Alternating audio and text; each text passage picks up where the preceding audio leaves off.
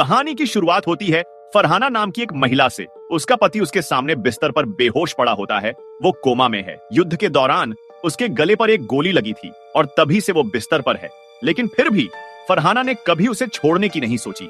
हर दिन वो गीले कपड़े से उसके हाथ पैर पोंछती, ईश्वर से प्रार्थना करती कि उसका पति फिर से ठीक हो जाए। बाहर चाहे जितनी भी गोलियों की आवाज हो, वो एक पल के लिए भी उसके पास से नहीं हटी। वो उससे बातें करती, कहानियां सुनाती, इस उम्मीद में कि शायद कोई हलचल होगी, कोई प्रतिक्रिया। डॉक्टरों ने कहा था कि कुछ हफ्तों में उसका पति ठीक हो जाएगा, लेकिन महीनों बीत गए, कुछ नहीं बदला। धीरे धीरे फरहाना की सहन शक्ति टूटने लगी। वो खुद से पूछने लगी, अब आगे क्या? उसके पास 2 बेटियां थीं, वही उसकी जिंदगी की सबसे बड़ी वजह थी। गरीबी और भुखमरी के बीच भी वो अपने पति के लिए दवा और खाना जुटाती रही। जब उसके सारे रिश्तेदार शहर छोड़कर चले गए, फरहाना ने ठान लिया कि वो अपने पति को कभी नहीं छोड़ेगी। इधर शहर की हालत और बिगड़ती जा रही थी। पानी, खाना सब कुछ कम पड़ने लगा। फिर भी फरहाना ने हार नहीं मानी। एक दिन दुश्मन देश के सैनिकों ने पूरा शहर घेर लिया। चारों तरफ अफरा तफरी मच गई। फरहाना अपने बच्चों और कुछ पड़ोसियों को लेकर एक छुपे हुए बेसमेंट में चली गई। लेकिन उसका दिल अपने पति के लिए तड़पने लगा। अपनी जान की परवाह किए बिना वो फिर घर लौटी, मगर तभी गोलियों की बौछार शुरू हो गई। उसे मजबूर होकर अकेले ही बच्चों के पास लौटना पड़ा।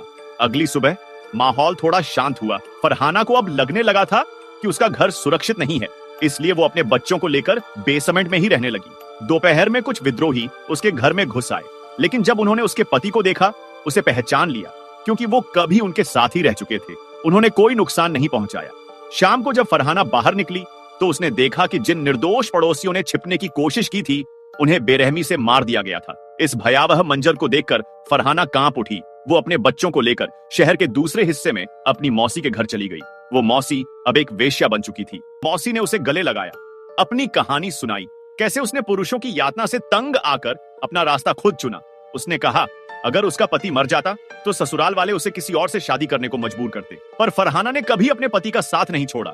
फिर वो अपने बच्चों को मौसी के पास छोड़कर फिर से घर लौटती है, अपने अचेत पति के पास। वो उससे बातें करती है, अपनी शादी के दिनों को याद करती है। कहती है, मेरी नजरों में तुम एक हीरो थे। मैं खुद को खुशकिस्मत मानती थी कि तुम्हारे जैसे इंसान से शादी हुई, लेकिन तुम्हारा दिल हमेशा जंग और खून में उलझा रहा। मेरे लिए तुम्हारे दिल में कभी कोई जगह ही नहीं थी। फरहाना को डर लगने लगता है, अगर ये सब जानकर जब तुम ठीक हो जाओगे तब तुम क्या करोगे? अगले दिन वो मौसी से सब कुछ कहती है।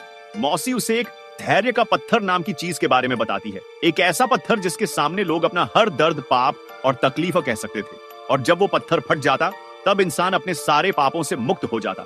फरहाना के लिए उसका पति ही वही पत्थर था। अब शहर में फिर से विद्रोहियों का हमला होता है। फरहाना जानती थी इस बार उसका पति शायद न बच पाए। वो उसे पलंग के पीछे छिपा देती है। उसी वक्त 2 विद्रोही घर में घुसते हैं, एक जवान और एक बुजुर्ग। फरहाना जान बचाने के लिए कहती है, मैं एक वेश्या हूँ।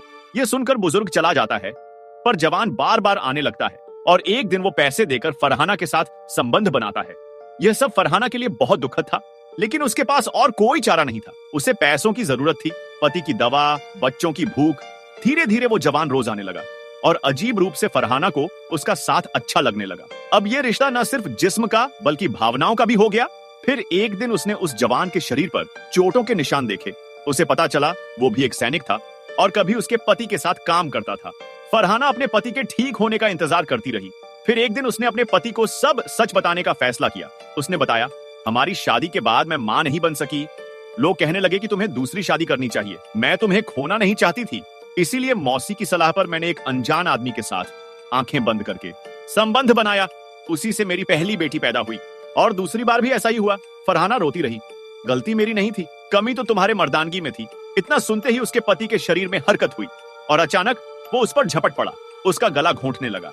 जान बचाने के लिए फरहाना ने एक चाकू उठाया और अपने ही पति की हत्या कर दी।